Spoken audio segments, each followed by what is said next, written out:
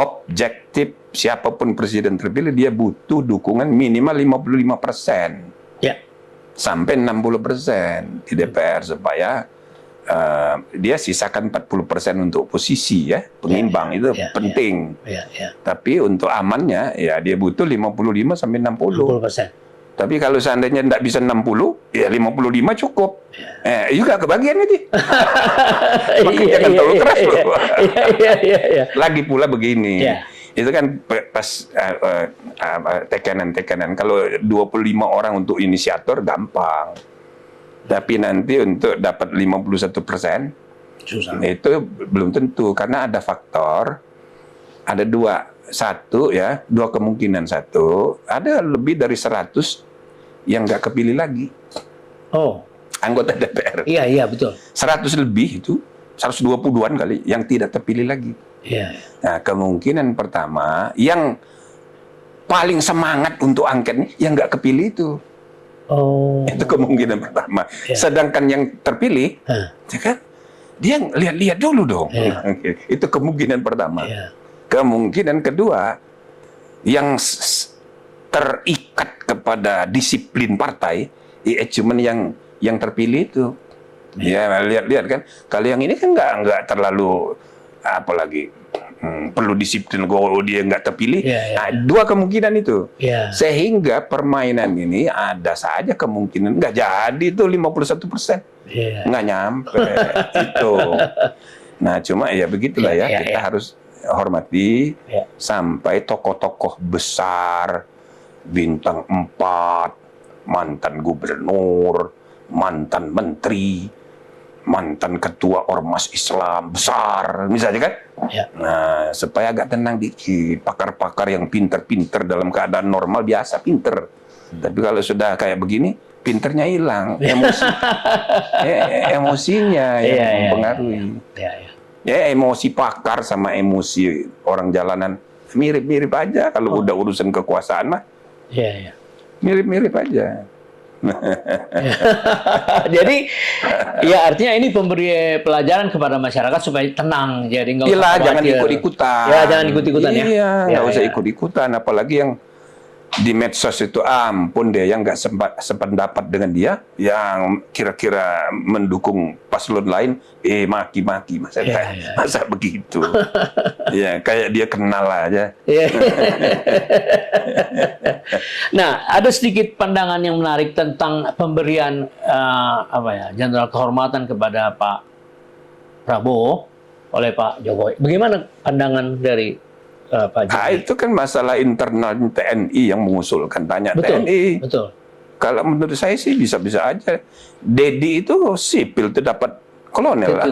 Tituler. Apa tuh? Kolonel apa letkol? Kolonel tituler. Letkol kali ya. Letkol. Nah, bisa aja. Apalagi ini kan mantan tentara.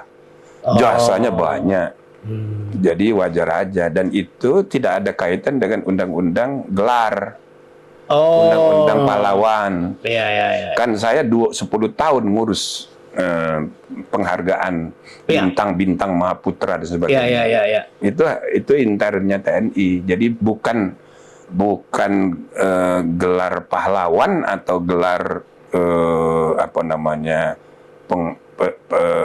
bintang dari negara. Hormatan, bukan lain ya. Yang kalau bintang itu kan Mahaputra, yang akibatnya itu dapat kuburan. Di makam pahlawan itu.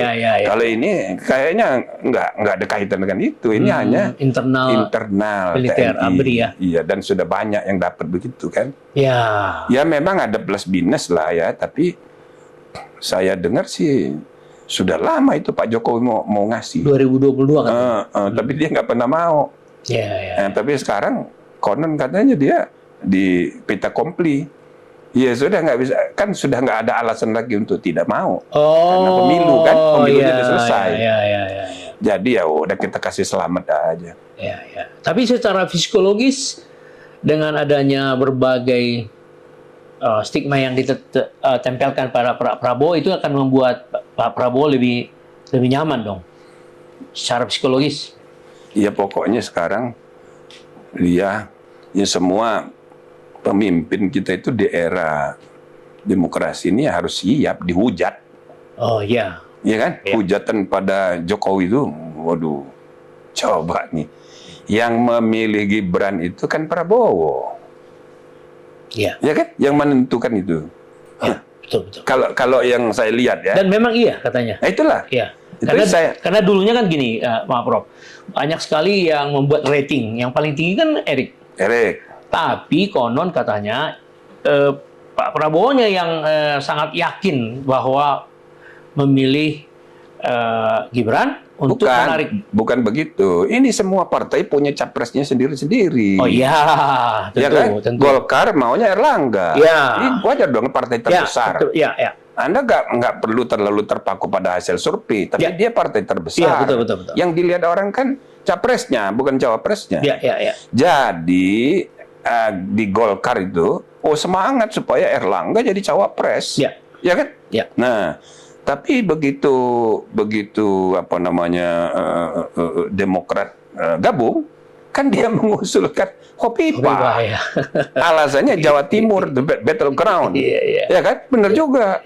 Jadi kubu 01 ada Muhaimin, kubu 03 ada Mahfud. Ya kan? Kalau hitung-hitung Jawa Barat udah beres nih. Ya kan? Nah, Jawa Timur. Maka perlu Hopipa. Jadi masuk akal. Diusung oleh Demokrat. Nah, tapi PAN ini kan dia lebih kecil. Ya kan? Dia mengusung Erik. Pusing lah kawan ini kan. Oh iya betul. Milih yang mana ini? Iya kan? Jadi nggak mudah. Nah, jadi sampai detik terakhir itu konon katanya sudah bikin SKCK itu Erik. Iya, benar. Begitu 03 mengumumkan cawapresnya Profesor Dr. Mahfud MD, Hukum Tata Negara. Yusran sebagai ketua PBB bikin SKCK juga. Iya. Iya kan? Betul. Nah, yang jadi masalah bagi Prabowo kalau saya lihat ya. Iya. Ini Muhaimin kan sudah digadang-gadang sejak awal. Teken ini fakta integritas. Wah, macam-macam kan. Tiba-tiba pindah hanya dalam 1 hari. Pindah ke kubu 01. Nggak pakai ngomong dulu segala macam. Pindah. Jadi dia pusing. Ini kalau nggak saya ambil bisa pindah juga ini. Oh iya, psikologi ya. Ini Golkar kalau pindah bagaimana ini? Kan Golkar itu cukup. Misal dia ambil dengan Erik berdua. Cukup 20%. Jadi nggak bisa juga dianggap enteng. Jadi kita nggak bisa anggap enteng juga pengalaman pindahnya Muhaimin, ketua umum PKB Muhaimin. Jadi pusing dia kan. Nah, begitu ternyata ada putusan MK, berarti dia memenuhi syarat. Mulai dipertimbangkan. Jadi itu belakangan itu dipertimbangkan. Bahwa ada kasak kusuk PSI, itu kan soal lain. PSI kan ditolak oleh MK. Jadi ini permainan Tuhan ini. Ya kan? Ini takdirnya Allah. Udah terima saja. Permainan manusianya itu ya kan ngakal-ngakali main catur ini. Tiba-tiba ada peluang ini. Ya kan? Ketika dia lagi pusing nyari siapa ini. Kalau survei nggak ada yang ngalahkan Erik. Erik nomor 1, nomor 2 Hopipa. Iya kan? Gibran jauh. Jauh hasil surveinya. Maka ada yang menganalisa bahaya kalau Prabowo ngambil Gibran. Iya betul. Iya, Pak Hasim mengakui itu. Oh begitu ya. Iya betul Pak. Nah, itu bahaya. Jadi banyak yang ngasih masuk. Jangan. Iya betul Pak. Betul. Nah, tapi sekali lagi itu jalan tengah. Kalau bukan Gibran, ini bisa repot ini. Berarti serius loh. Iya betul Pak. Yusril aja sudah bikin SKCK. Iya. Jadi analisa Bapak bahwa itu ketajaman keyakinannya Pak Prabowo ya. Ya satu hal analisa objektif saja dia. Tapi yang kedua tentu ada feeling juga. Ya feeling lah. Ya dong. Nah, jadi ya kita dan feeling ya. Tapi terlepas dari feeling dan logic power, kekuatan akal sehat, moral power, kekuatan nurani manusia itu menjadi sarana untuk penemuan kebenaran. Oh. Tapi di atas itu semua ada yang ngatur ini. Iya, ya. Iya kan, skenario ini. Jadi Luar biasa. kalau dalam Quran tuh ya, wa makaru wa makarullah wallahu khairul makirin. Iya, ya. Semua orang bisa membuat rencana-rencana, bisa membuat makar. Taktik sih.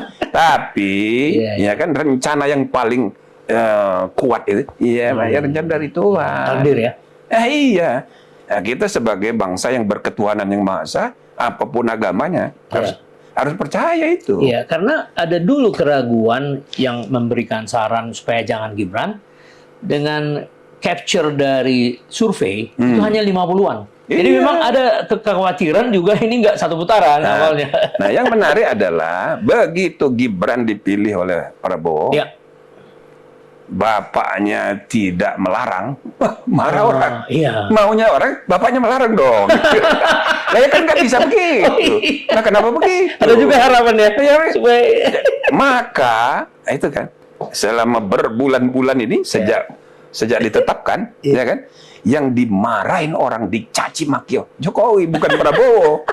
Jadi Prabowo itu jadi menikmati, ya kan? Padahal dia yang membuat keputusan, yang kena marah Jokowi. Orang tua.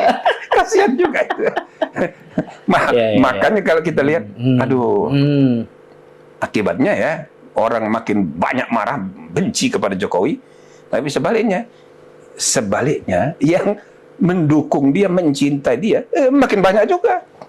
Sebanyak suara yang mendukung 02 itu. Itu kalau kalau ini dibiarkan emosi yang orang kalah ini, nanti lama-lama itu akan mengundang silent majority yang 60% marah juga sebaliknya. Bisa perang ini. Gitu loh. Jadi makin dia dibenci, makin banyak yang mencintai dia. Nah, ini kan psikologi politik aja. Jadi kita mesti, para pemimpin, para elit harus menyadari bagaimana move on gitu, walaupun pelan-pelan, ya kan? Tadi saya bilang, jangan melampaui proses yang harus dihormati ini sampai tanggal 20 Oktober. You jangan menang-menang 20 Maret sudah diumumkan langsung dianggap selesai. Nanti dulu masih ada MK. Secara teoritis MK itu bisa mengubah hasil. Yang menang jadi kalah. Yang menang jadi kalah. Saya nggak nakut-nakutin ini betul. Saya sebagai pendiri itu MK, teori hukumnya gitu. Yang menang jadi kalah, yang kalah jadi menang ya. Dan banyak kalau di tingkat daerah banyak. Anggota DPR yang terpilih banyak. Kasusnya. Banyak kasusnya, gitu loh. Nah, jadi kita harus hormati. Tapi sesudah terpilih pun, Anda tetap harus menghormati Presiden Republik Indonesia yang masih ada. Outgoing Presiden. Sampai 20 Oktober pagi, Jokowi dan Ma'ruf Amin masih presiden dan wakil presiden. Ya hormati. Jangan mentang-mentang ya sudah terpilih, jadi presiden terpilih langsung rapat-rapat nyusun kabinet segala. Ya nanti dulu kan kesian ini menteri-menteri yang ini kerjanya gimana ini? Dia ngelamun, wah bakal diganti di saya. Jadi nggak kerja lagi, padahal masih 7 bulan. Jadi kalau mau nyusun-nyusun begitu, diam-diam aja di dalam, nggak usah bilang-bilang. Gitu loh. Jadi mekanisme bernegara konstitusional itu harus diikuti prosesnya dengan baik. Benar dan baik juga.